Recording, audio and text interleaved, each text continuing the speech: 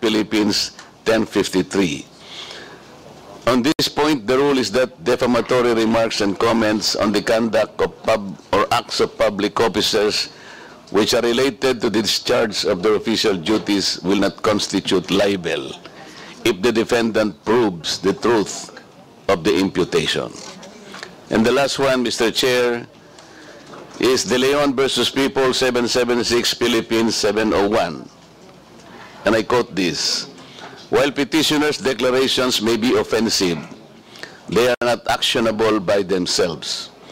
Being sensitive has no place in this line of service, more so when allowing otherwise has the potential to create a chilling effect on the public. Mr. Chair, why am I stressing this gold standard as enunciated by some of the important decisions of the Supreme Court? Because as public men, as public servants, I have cited an example earlier when one blogger attacked me indiscriminately, called me demonyo and all this. My defense to that, Mr. Chair, is not probably to ask him in public to explain or even ask for an apology or he be restrained by this committee, but I will just stand upright. As upright as I can and clean as I am, because people would judge me for what I am and for what this person could do against me. Yun lang po ang nakikita kong parang armas natin. Kapag nakikita nila tayo as transparent as we can to these people, people can easily distinguish na wala yan, sinungaling yan. Like, yun lang ang gusto kong maging karanasan ng tao, kahit na siguro hindi ko na siya demanda o pagalitan o gumawa ng action against him. It is enough that people would not listen to him anymore, that he will be rendered useless, and people would just judge him as, you know, as a liar, somebody who peddles something that cannot be accepted by people. To me, that is already a consolation, Mr. Chair.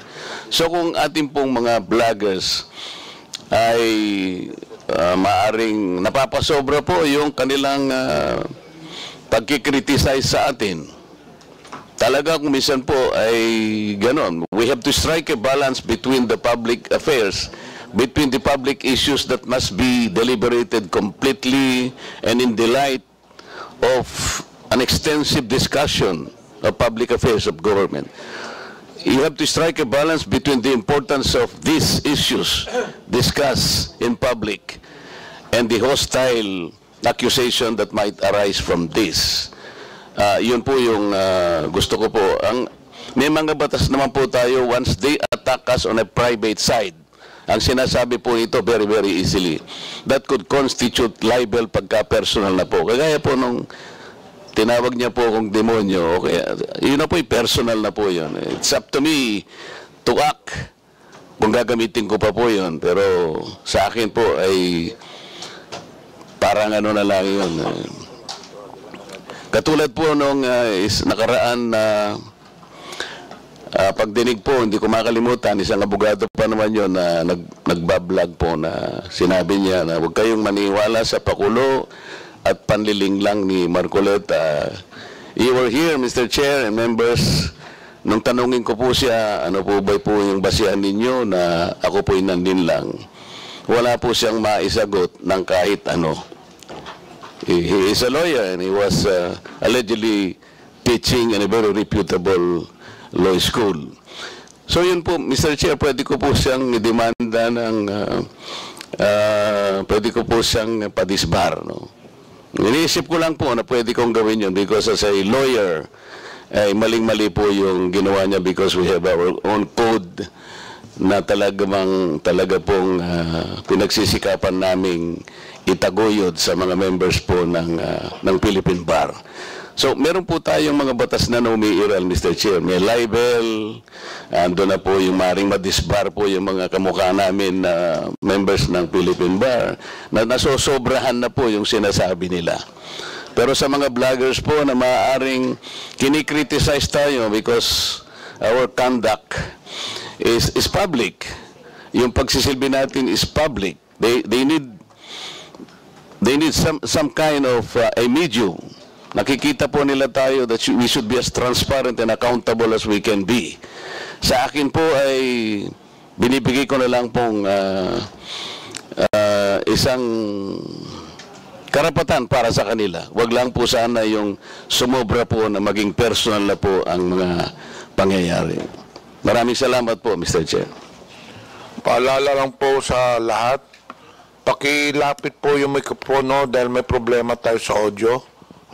Medyo mahina po. The next to interpolate, Representative Rods Gutierrez. You have the floor. Thank you, Mr. Chair. Mr. Chair, I understand we have quite a lot of topics to discuss today. And first of all, I'd like to express my gratitude to our resource persons for attending after this whole time that they have not, no? Although we have to recall that twofold po yung privileged speech ni Congressman Barbers. On one hand, we have the proliferation of fake news of the bloggers na binabanggit, and I'm sure we'll be getting to that at a later time. But one thing that we'd like to discuss is also that might have been forgotten is the other privileged speech of the Honorable Barbers regarding fake news in China. So this is something that we wanted to highlight in the previous hearings. However, wala po yung the social media platform most involved. Luckily today, we'd like to thank them for their appearance. Nandito po yung ByteDance, owners of TikTok. So we could now discuss this issue thoroughly. To begin po, I'd like to direct my questions to the good spokesperson of the Coast Guard, Commodore Tariela. Commodore Tariela, magandang umaga po sa inyo. Good afternoon na pala po. Good noon. Sir, meron po kasi earlier this month to the Honorable Chairman, kumakalat na post sa Chinese social media platforms. And instead of just limiting yung discussion sa West Philippine Sea, parang expanded na po yung kanilang claim. Lately, their claim now is that nagsasabi na ang China ay nagmamay-ari at namamahala sa Palawan for a period of 1,000 years sa Zhenghe Island. Ito rin daw yung basis for the island to return to China. Are you aware po, sir, of this post in relation to yung West Philippine Sea issue natin? Mr. Chair? Yes, you can proceed. Yes, sir. The Philippine Coast Guard is aware of the social media post that is circulating in the different social media platforms. Mr. Chair, I think the committee secretary, just for the information of the body, is the committee secretary prepared to flash this figure 1 po? Para lang makita natin. Let's not give it dignity. We will not play the video. But just to have, para may idea lang po ang ating mga mamamayan kung ano po yung itsura nitong post. Ito po yon. Is this the same post that you're referring to, Commodore Tariela? Yes, sir. Okay. So, Mr. Chair, with your permission, I wish to bring attention to this honorable committee these screenshots showing an individual defending China's false claims over Palawan online. These comments were captured by the Facebook page Palawan Daily as part of efforts to debunk these false claims. This is a disturbing example of blatantly fake claims which are now spreading across the internet. While these claims are clearly ludicrous, there is no telling how many people may believe it or what kind of effect such belief could have. What is clear, however, is that there are individuals or entities who consciously created this content, clearly aiming to undermine our national sovereignty. So as you can see po, aside po sa post na, yung sa right side po, yung lumalabas actually, parang video po siya, but then even in the comments, there are people defending this. And I think it would be hard for us to determine the authenticity of these persons, Chinese nga po yung characters, that is, an issue po ng fake news in relation to the West Philippine Sea is that some of the actors are beyond our territory po, no? So that's another aspect that would add complexity to the regulation of these things. But we'll go into that po siguro with TikTok later on. So, Commodore Tariela, sa buong panahon mo po sa PCG, nakarinig ka na ba ng parehong balita na kinaklaim ng China ang Palawan? Kailan po ninyo unang nalaman na may kumakalat na balita na sinasabing pag-ari ng China ang Palawan? Well, Mr. Chair, this is the first time that I heard about this, about the social media post. That kind of claim has never been done before by the People's Republic of China. This is their new narrative right now. Ang dating narrative po nila ay simply limited to the surface features in the West Philippine Sea po, no? But yes, never have they claimed Palawan as having their ownership. Yes, sir.